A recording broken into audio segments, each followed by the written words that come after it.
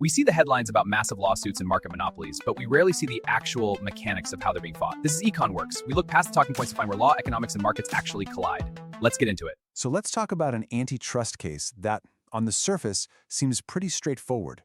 But when you peel back the layers, you realize it's not really about a monopoly at all. It's about a much bigger, more interesting question. When a cost gets added to the system, who ends up paying for it? And this is where things get really weird. You've got the federal regulators who looked at this huge merger between two broadcast giants, Nexstar and TGNA, and gave it the green light.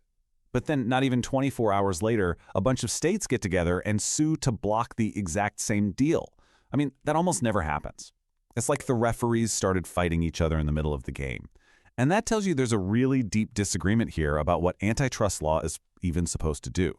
And make no mistake, the stakes are huge. We're not talking about a small-time deal here. This is a $6.2 billion acquisition. If this thing goes through, it would create one of the biggest local TV station owners in the entire country. That's a ton of market power all in one place. So that's the puzzle we're going to try to solve. When you have the feds and the states looking at the exact same facts and coming to completely opposite conclusions, who's right? And, what does that fight tell us about the real economic battle that's hiding just beneath the surface?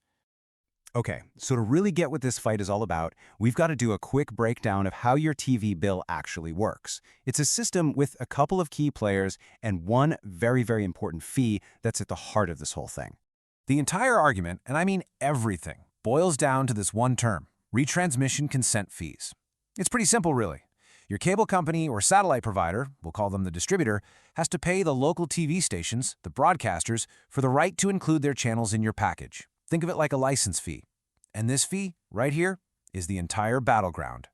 And this chart breaks it down perfectly. The broadcaster, they've got the content. They negotiate a fee with the distributor, your Comcast or your DirecTV. Then the distributor bundles it all up and sells it to you, the customer. So the big question is, if that fee in the middle goes up, where does that extra money come from?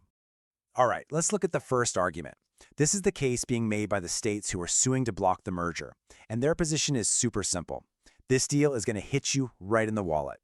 Their logic is really straightforward. They say, look, once this merger happens, the new, much bigger Nexstar Tegna is going to have way more leverage. They can walk into negotiations and demand much higher fees from the cable companies.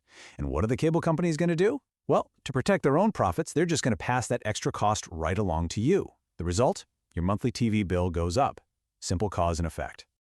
But of course, Nexstar and Tegna have a completely different story. They push back hard, and they say the state's argument totally ignores a massive force that is reshaping the entire television industry. Their whole counter-argument boils down to two little words: cord cutting. We all know it's happening. With so many streaming options out there, people are more sensitive to price than ever before. And the broadcasters say this creates a natural limit on how much anybody can really charge for old-school TV. So here's their logic. If a distributor tries to pass on a higher fee to you by raising your bill, you'll just cancel and switch to streaming. Cable companies can't afford to lose subscribers, so they're stuck. They have no choice but to eat that higher cost themselves. So in this version of the story, your bill doesn't change, but the distributor's profits get squeezed. The fight is between the corporations, and you, the consumer, are left out of it. So this, right here, this is the whole economic debate in a nutshell. It's what economists call a pass-through problem. Are those higher costs going to be passed through to you, the way the states argue, or are they going to be absorbed by the distributor, like the broadcasters claim? And the answer to that question really depends on just how sensitive you, the viewer, are to price changes. And this is what makes this whole case so interesting and so different. It's not just about a single merger or whether your cable bill goes up a few bucks. It's forcing us to ask a much bigger question about what the goal of antitrust regulation even is anymore. And here's the real strategic insight. It's possible the state's lawsuit isn't actually designed to win. I mean, trying to block a deal the feds already approved, that's a serious uphill battle. Instead, the lawsuit itself becomes a weapon. By slowing things down, creating uncertainty, it pressures Nexstar to come back to the table and offer some concessions, like maybe agreeing to limit fee increases in some cities. It's not about killing the deal, it's about reshaping it. And that leaves us with this final, really important question. If a merger doesn't actually raise prices for you, but just moves billions of dollars in profit from one type of company to another, has competition really been harmed? When regulators jump into that kind of fight, are they protecting consumers, or are they just picking which corporation gets to win? It's a question that gets to the very core of what we want our regulators to be doing in the first place.